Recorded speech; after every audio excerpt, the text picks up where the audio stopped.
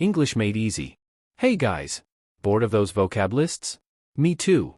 At 1 Degree North Companion, we're turning wordly wise into an adventure to make learning actually interesting. Let's jump in. You know when you walk into a supermarket and see those perfect, shiny fruits piled high? It's something we see all year round, right?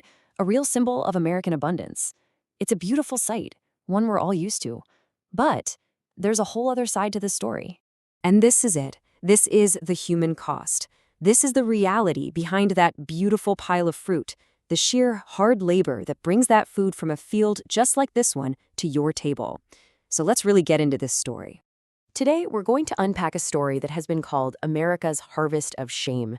We're going to explore the lives and the long, long struggle of the nation's migrant farm workers. So what is the price of all that perfect produce? Well, it's paid by over 1 million men, women, and yes, even children. They're the migrant workers who travel all across the country, just following the seasons and the harvests. A day in their life is just unbelievably grueling. I mean, can you imagine working a 12-hour day, 7 in the morning to 7 at night, just constantly bending and stooping under a blazing hot sun? And your only break? A single 20-minute window for lunch. But here's the part that's so tough. You only get paid for what you pick. So if it rains, you get nothing. If you get sick, you get nothing. It's this relentless cycle, and it's absolutely no wonder that most of them would much rather have permanent, stable work if they could find it. To really wrap our heads around this fight, which has been going on for decades, we actually have to understand the words that define it. The whole story really unfolds through the language used to describe the work, the attitudes, and the actions on both sides of the fight. Okay, first let's talk about the work itself. Even though it was so physically strenuous, this back-breaking labor was widely considered menial. And because everyone called it low-status, low-skill work, it was used to justify keeping wages unbelievably low.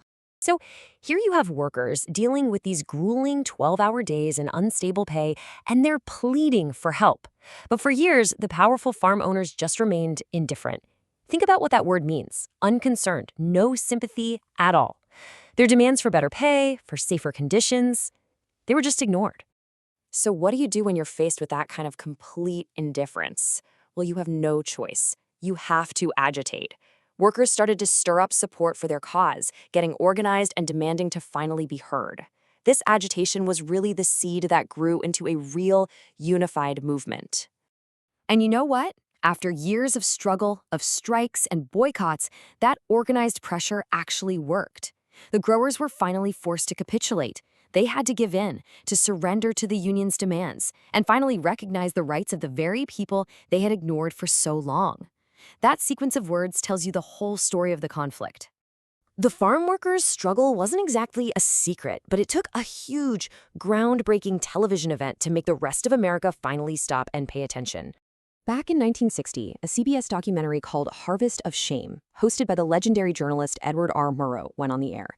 Now, the timing here is what's so incredible.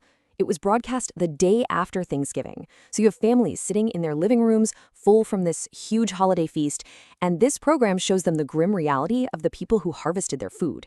It was a very deliberate, powerful move, and it worked. The nation was just shocked. And what the documentary exposed was this devastating cycle of hardship. Families were living in what you could only call hovels, just inadequate shacks, often without running water or electricity. Getting decent medical care was nearly impossible. And for the kids, the future looked so bleak. Their education was constantly disrupted as their family had to move from one farm to the next. Only 1 in 10 would ever graduate high school. Many just dropped out to work in the fields right alongside their parents. And the dangers went way beyond the backbreaking labor. One of the most horrifying things that came out of that era was from a California study.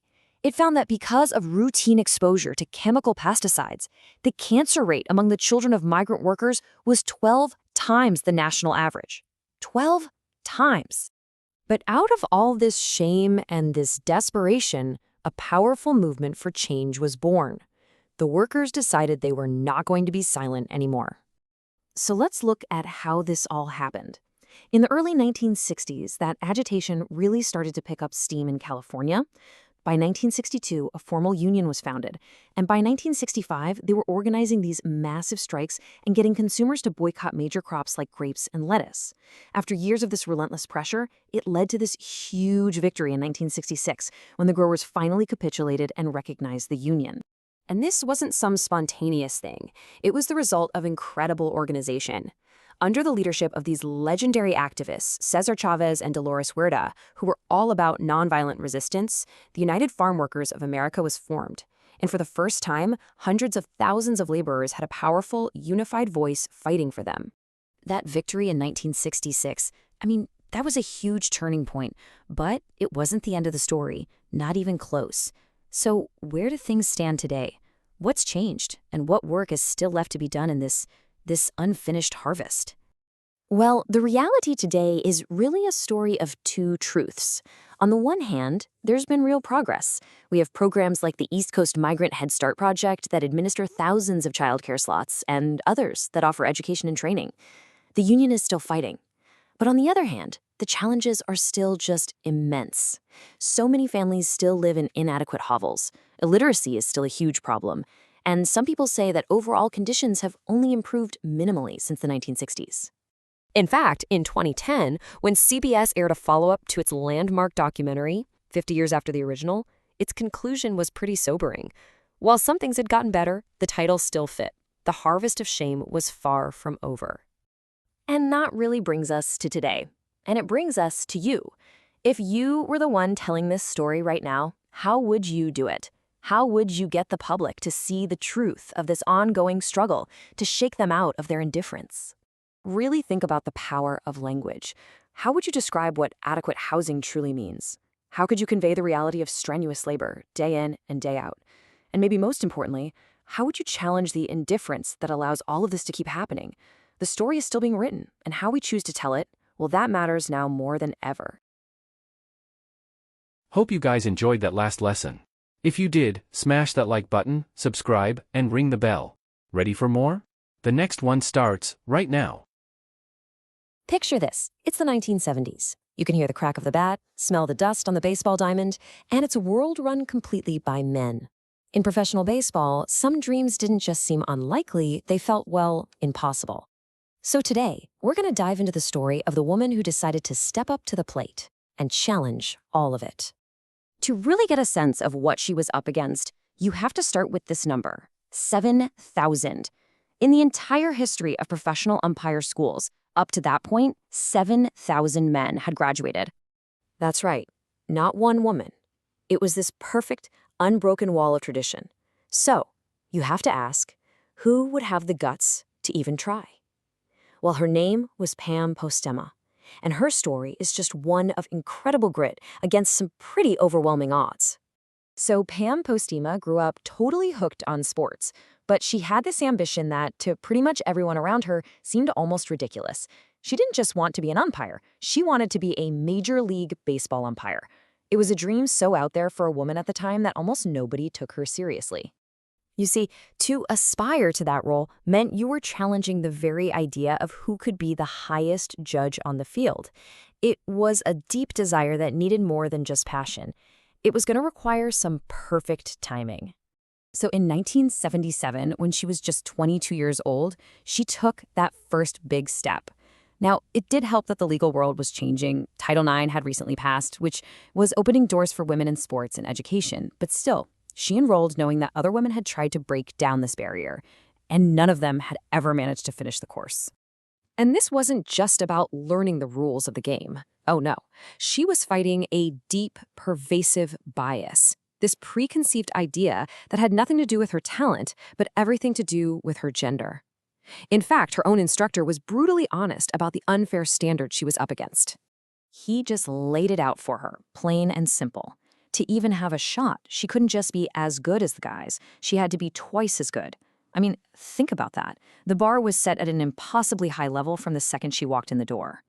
And of course, once she actually got on the field, that double standard was on full display. If a male umpire made a bad call, it's just part of the game, right? But if she made a bad call, it was immediately spun as proof that she just couldn't handle the pressure. Every single mistake became a chance for her critics to say she was easily flustered. It was their way of dismissing her skills, basically saying she was too emotional for the job. It was a verbal attack, a weapon that her male colleagues never, ever had to deal with. Now, this pressure wasn't just coming from the fans in the stands. Oh no. Managers and players would often get in her face, and not just to argue a call, but to really test her authority, to test her manhood, you could say. They felt like they could yell at her and intimidate her without any real consequences. Pam knew she couldn't let that slide. She had to confront it head on. She decided that absolutely no one was going to challenge her with impunity. And to prove that point, she had to be tougher than everybody else. She actually ended up ejecting managers and players at twice the rate of other umpires, just to establish that, yes, there would be consequences. So by 1988, all of this tension is just building and building towards what would become a defining moment. Pam is umpiring a National League spring training game. This is just one step below the majors. The pressure is huge, the hostility is more out in the open than ever, and it all came to a head in this now famous confrontation. Get this, a starting pitcher for the Pittsburgh Pirates, talking to a reporter, comes out with this just blatant, obnoxious remark. He doesn't just question her skill, he brings God into it. It's a statement designed to completely invalidate her entire existence on that field. So how in the world do you respond to something like that? Well, you don't fight fire with fire. You don't respond with an angry outburst. You respond with the perfect retort. Something quick, something clever, and something that completely flips the script on them. And here it is. Pam's reply was so simple, so witty, and just brilliant. She said, "I doubt God is interested in baseball." In one sentence, she completely diffused the situation, she sidestepped the ridiculous argument, and she made the pitcher look absolutely foolish. It was a total masterclass in handling bias with pure intelligence. Pam Postema's career as a professional umpire lasted for 7 years, and all of that time was spent in the minor leagues. Now, she never got the call up to a regular season major league game, and it's really a mistake to look at that as a failure. Most umpires don't make it to the majors. What she accomplished during that 7-year stint, it was monumental. Her legacy couldn't be clearer. She was the first one. She proved it could be done. And by taking all that heat, by withstanding that intense pressure, she made the path just a little bit easier for the women who came after her. In fact, 18 years later, another umpire named Ria Cortesio would directly credit Pam Postema for paving that very way. When you look at it, Pam Postema's story really shows how one person's sheer determination can start to change an entire culture. And it leaves us with a pretty important question. When you face a blatant bias in your own life, how do you respond? Do you confront it head-on with a candid statement, or do you try to find that perfect, sharp retort? It's definitely something worth thinking about. Thanks so much for watching. Hope you enjoyed today's show. If you did, hit that like button, subscribe, and ring the bell so you never miss an update. I'll see you in the next one.